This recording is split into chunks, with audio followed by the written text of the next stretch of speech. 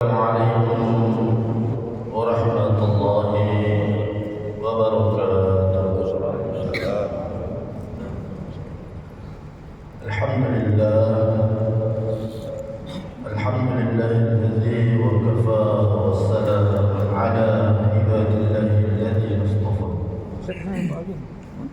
فقال الله تعالى في كتابه الكريم بعد أعوذ بالله من الشيطان الرجيم بسم الله الرحمن الرحيم إن الذين قالوا ربنا الله ثم استقاموا تتنزل عليهم الملائكة ألا تخافوا ولا تحزنوا وأبصروا بالجنة التي كنتم توعدون نحن أولياؤكم في الحياة الدنيا وفي الآخرة ولكم فيها ما تستحي أنفسكم ولكم فيها ما تدعون نزلا من غفور رحيم ومن أحسن قولا ممن دعا إلى الله وعمل صالحا وقال إنني من المسلمين وقال أيضا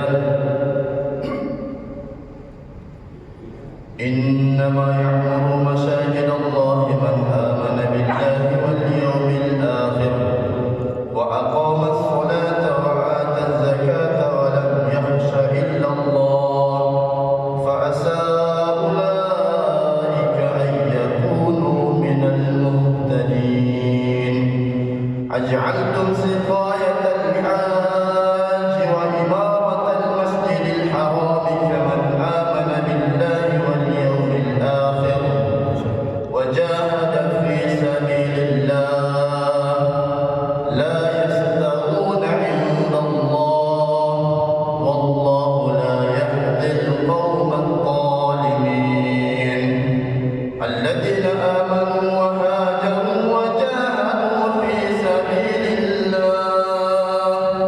في سبيل الله بأموالهم وأنفسهم أعظم درجة عند الله والله لا وأولئك هم الفاعلون.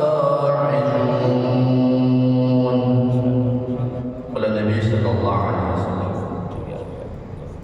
الدنيا خلقت لكم وأنتم خلقتم للآخرة الدنيا سجن المؤمنين وجنة الكافرين. صدق الله العظيم وصدق رسوله الكريم ونحن على ذلك من الشاهدين والشاكرين والحمد لله رب العالمين. Alhamdulillah, Bapak hadirin dan yang mulia, jemaah salat subuh yang sama-sama senantiasa mengharap mencari ridha Allah Subhanahu wa taala. Lagi dan lagi sampai kita tiada lagi selaku hamba Allah, umat Nabi sallallahu alaihi wasallam. Patut kita syukur kepada Allah Subhanahu wa taala. Karena Allah Subhanahu wa taala telah kembali menunjukkan kita daripada mati kecilnya kita. Kemudian digerakkan daripada hati kita, dimudahkan hati kita, diringankan ayunan tangan kita menuju rumah Allah. Guna kita tunaikan perintah Allah selaku hamba Allah, yakni solat subuh berjamaah. Mudah-mudahan solat yang kita kerjakan, doa yang kita munajatkan diterima di sisi Allah Subhanahu wa taala. Bapak hadirin yang mulia, Imam Al-Ghazali rahmatullah alaihi dalam suatu nasihatnya beliau katakan hakikat daripada kehidupan dunia ini, hakikat kita hidup di dunia ini, Bapak hadirin yang mulia, hanya menunggu tiga perkara. Hanya menunggu tiga perkara. Kapan waktunya kita dipanggil oleh Allah di mana tempatnya kita dipanggil oleh Allah, apa sebabnya kita dipanggil oleh Allah. Maka Bapak hadirin yang mulia, hakikat hidup di dunia ini hanyalah sarana untuk menyempurnakan kehidupan di akhirat kita. Hanyalah sarana untuk menyempurnakan kehidupan akhirat kita. Maka rugi dan sangat rugi orang yang hidup di dunia sibuk mencari rezeki tapi lupa kepada Rabbul Rizki. Sibuk dia mencari rezeki tetapi lupa dia kepada Sang Pemberi rezeki, Allah Jalla Jalaluhu.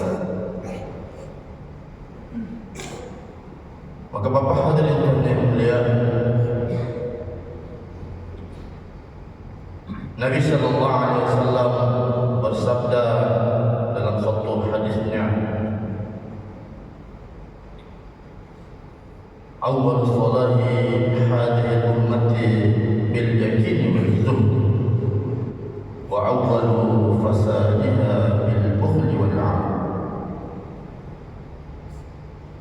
Awal daripada kebaikan umat ini Bapak hadirin dan mulia, kata Nabi, dengan keyakinan dan kehidupan yang zuhud.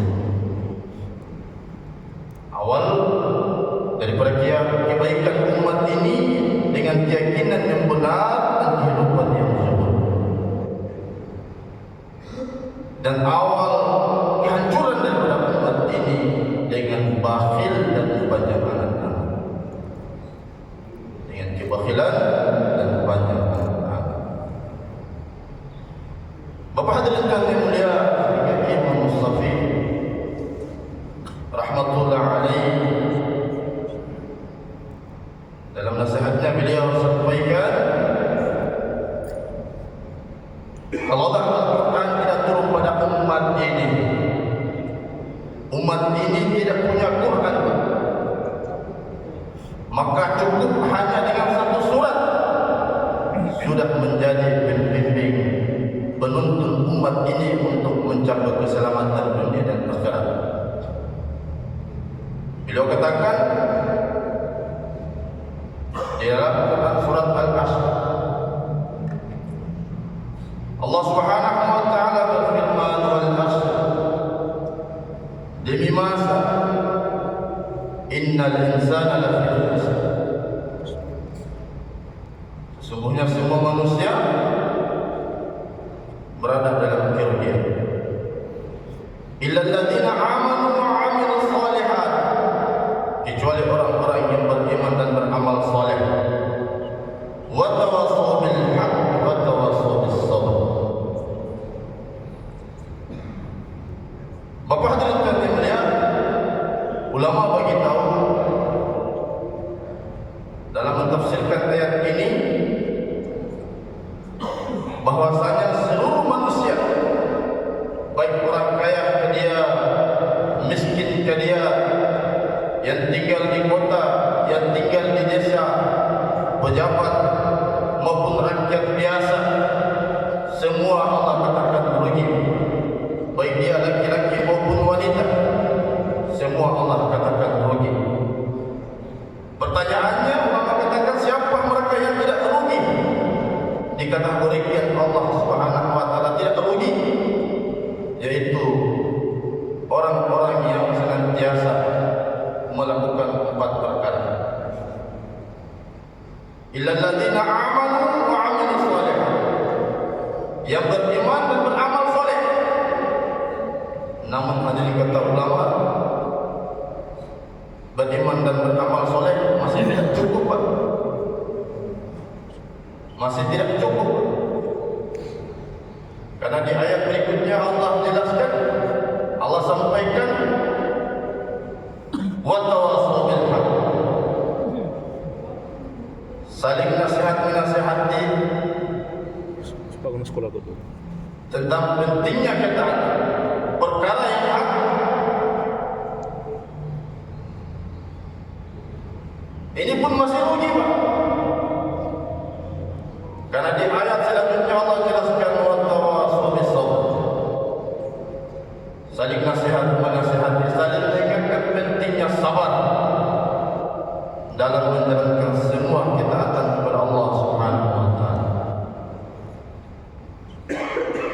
Bapak hadirin yang mulia,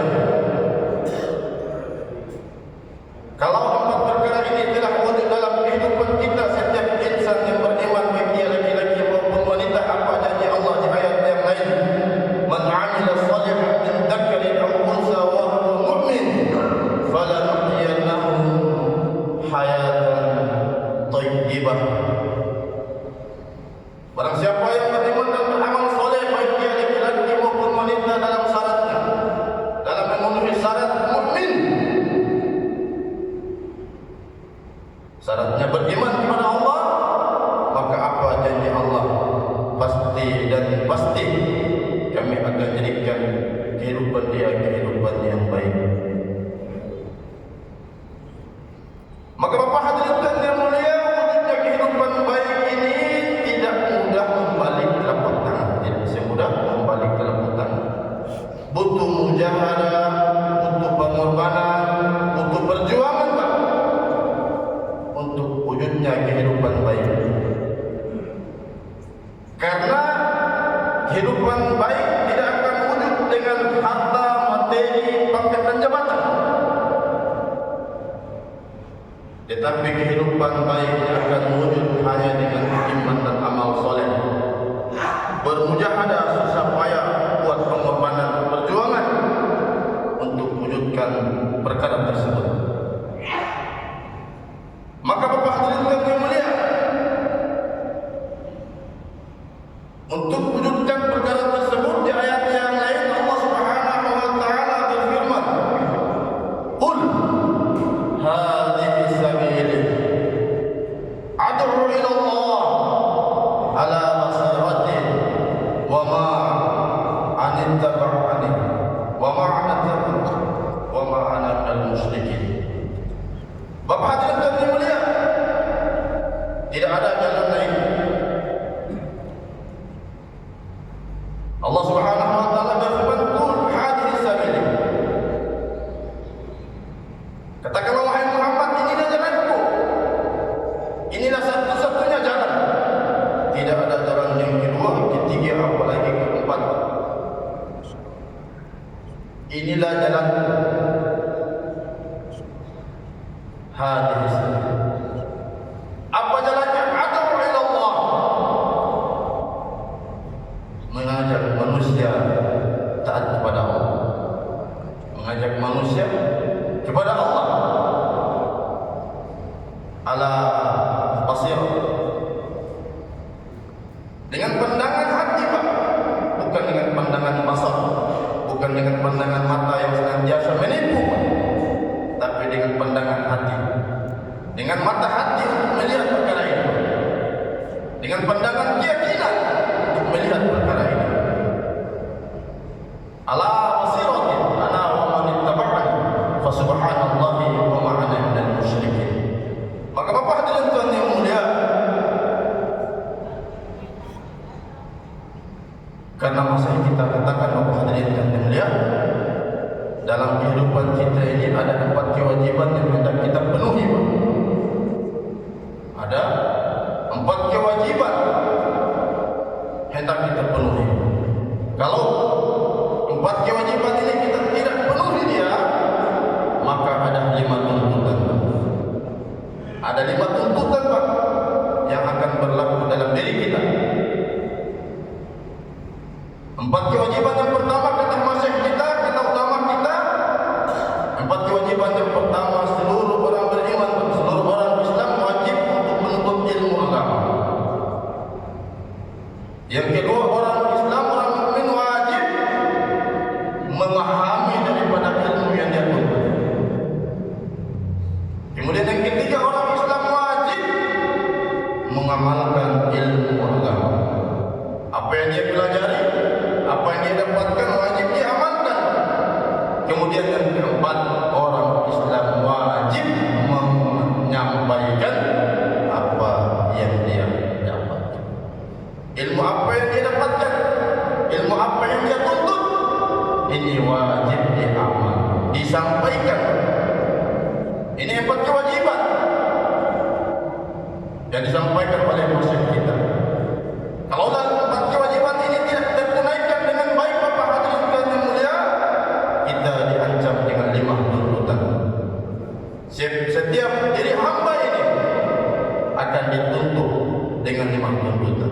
Yang pertama, Allah Subhanahu wa taala sebagai sang Khalik akan menuntut diri kita. Yang kedua, baginda Rasulullah sallallahu alaihi wasallam selaku Nabi sallallahu alaihi wasallam, dan kita umat akan menuntut diri kita, akan menuntut kepada kita, dan seluruh manusia di seluruh alam akan menuntut diri kita, dan seluruh ahli keluarga kita akan tuntut pada diri kita, dan diri kita sendiri akan menuntut pada kita. 4 kewajiban, ingat 5 tuntutan. Bapak hadirin yang mulia, kata masih apa solusinya? Solusinya hanya satu, dakwah ilallah, khulus fi sabilillah. Solusinya untuk terhindar daripada 5 tuntutan, solusinya hanya satu, dakwah ilallah, dakwah umat, dakwah kepada umat, dakwah mengajak umat kepada Allah fi sabilillah, keluar dari Allah Subhanahu wa taala. Bapak hadirin yang mulia, ini kaidah berlaku sampai hari kiamat. Ini kaidah berlaku sampai hari kiamat. Bapak hadirin yang mulia, hari ini semua kita menginginkan kebahagiaan. Kita tanya face to face, kita tanya satu persatu, semua orang menginginkan kebahagiaan. Tetapi hanya sedikit orang paham di mana sesungguhnya Allah Subhanahu wa taala letakkan kebahagiaan. Semua orang menginginkan kebahagiaan, tapi hanya sedikit orang Allah beri paham di mana Allah Subhanahu wa taala letakkan kebahagiaan tersebut. Padahal Bapak hadirin yang mulia, di dalam Quran Allah telah bagi iklan, sesungguhnya jaya sukses bahagia mulia mutlak Allah Subhanahu wa taala disebutkan dan hanya dalam mengamalkan perintah Allah, menghidupkan sunnah Nabi sallallahu alaihi wasallam.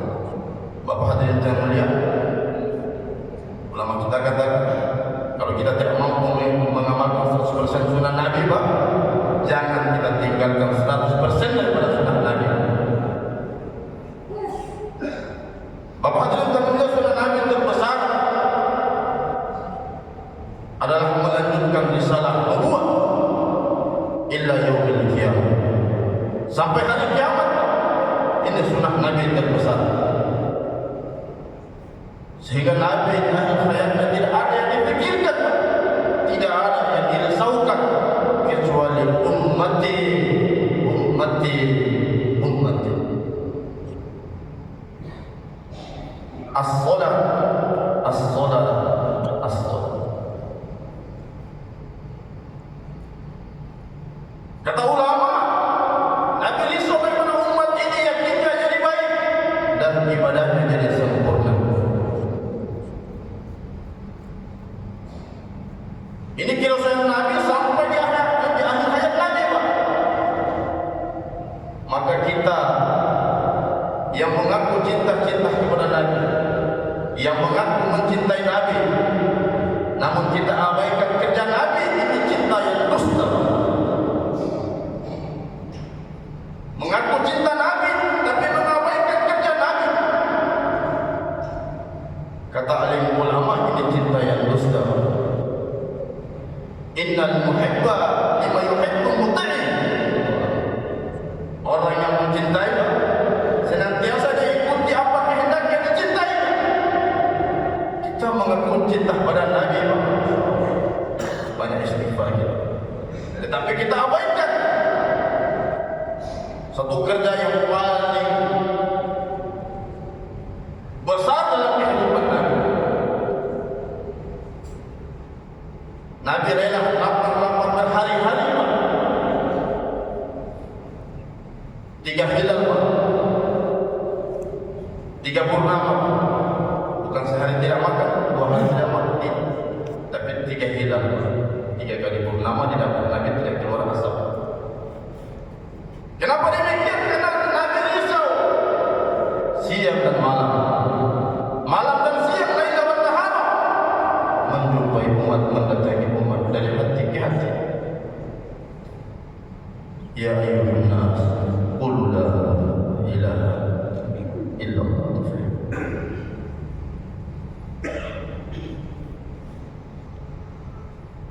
Maka Bapak hadirin yang mulia kalian ulama, kalau perkara ini dibuat Bapak hadirin yang mulia, kita akan mendapat ridha Allah, kita akan mendapatkan cinta Allah, sehingga kehidupan kita akan diberkahi oleh Allah Subhanahu wa taala sebagaimana sahabat yang telah dijamin oleh Allah Subhanahu wa taala, yang telah mendapatkan ridha Allah Subhanahu wa taala.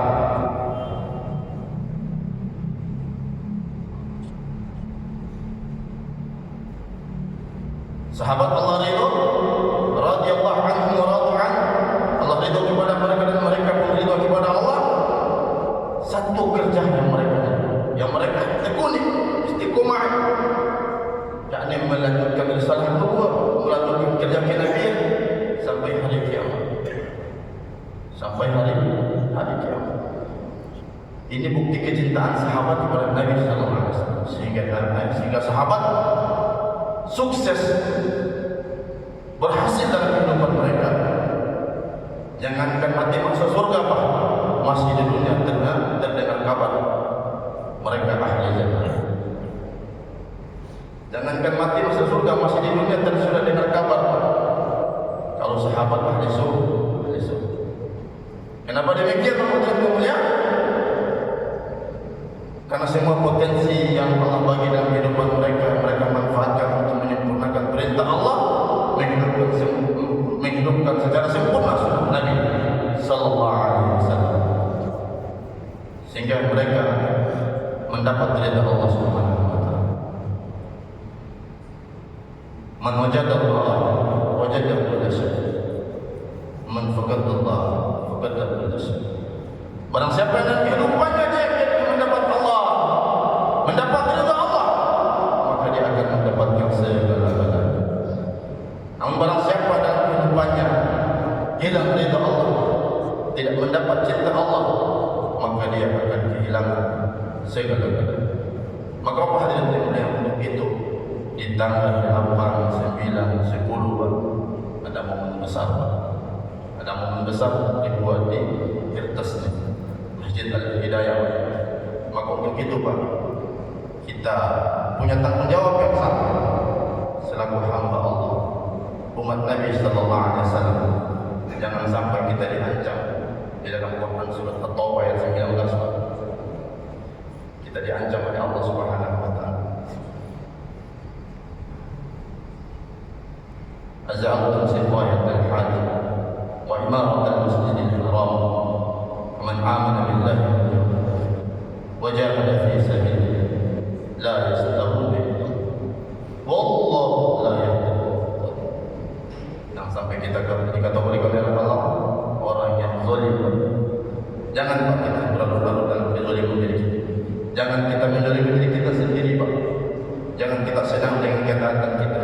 Kita tenang dengan zikir dan ibadah kita. Kita merasa bangga dengan amal ibadah yang kita kerjakan. Namun kita abaikan perintah Allah, sunnah Nabi terbesar dalam kehidupan ini, yakni melanjutkan risalah Allah. Ini kita zalim kepada Allah. Kita zalimi diri kita sendiri. Maka untuk itu kita sadari diri kita, Pak, di pundak saya dan tuan-tuan memiliki amanah yang besar. Ada amanah yang besar yang kita tunaikan. Bapak hadirin yang mulia, kalau kita ibadah sendiri manfaat untuk diri kita, Pak. Kata alim ulama, ayat yang berbunyi aqimis salat dan dirikanlah salat kemarin di pertemuan musyawarah Asia di Malaysia sering bertanding. Ulama kita, masyayikh kita katakan, maksud daripada ayat ini, kita telah solat, namun kita abaikan orang solat. Kita berpahala, namun mendapat dosa. Kita berpahala karena kita telah solat, namun kita abaikan tetangga kita, kerabat kita, ahli keluarga kita tidak solat. Kita berpahala dan mendapat dosa. Maka untuk itu, Bapak yang saya mulia, nanti di momen tanggal 8, 9, 10 ini kita semua bersedia ambil bagian untuk melanjutkan perjuangan Nabi sampai hari kiamat. Itu saya bisa kasih kami sampaikan. Benar dari Allah Subhanahu wa taala, salah dan kurangnya daripada kehidupan kami. Sempurna daripada majelis, kita tutup dengan farah majelis. Subhanallah wa bihamdihi, subhanakallahumma wa bihamdika, asyhadu an la ilaha illa anta, astaghfiruka wa atubu ilaik. Salam Assalamualaikum warahmatullahi wabarakatuh.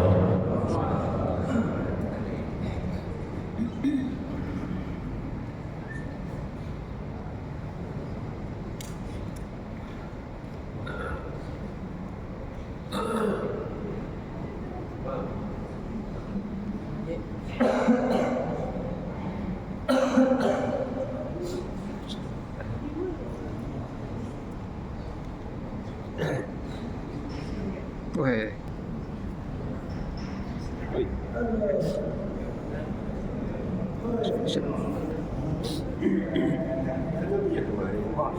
Masya Allah, datang lagi nanti. Pak Imam mana Pak Imam? Coba jemaah ternate dulu foto sama Pak Imam ya. Jemaah ternate dipanggil. Jemaah ternate. Harusnya lupa Pak Imam. Ya pamitan tadi. Bapak pamitan tadi. Kita buka si kuda. Enak sih Pak Imam. Mari Pak, jemaah ternate, jemaah ternate. Izin pamit dulu nih, Pak Imam pamit dulu. Pamitan dulu. Foto dulu, foto. Udah enggak enak. Bos.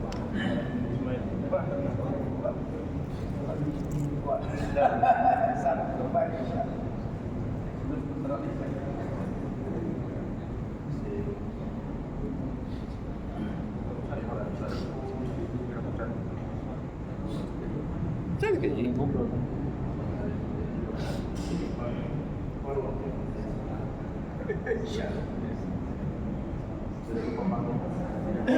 Ya, foto dulu Pak Imam.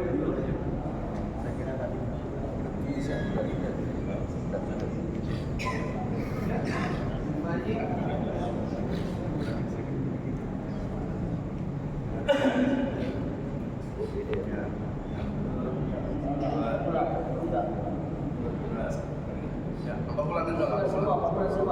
Bulan ya.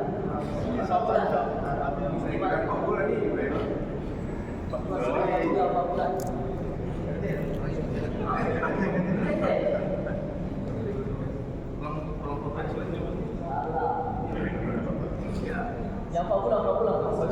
Orde baru 4 bulan jalan Allah. Bismillah, Allahu Akbar. Bismillah, Allahu Akbar. Masya Allah.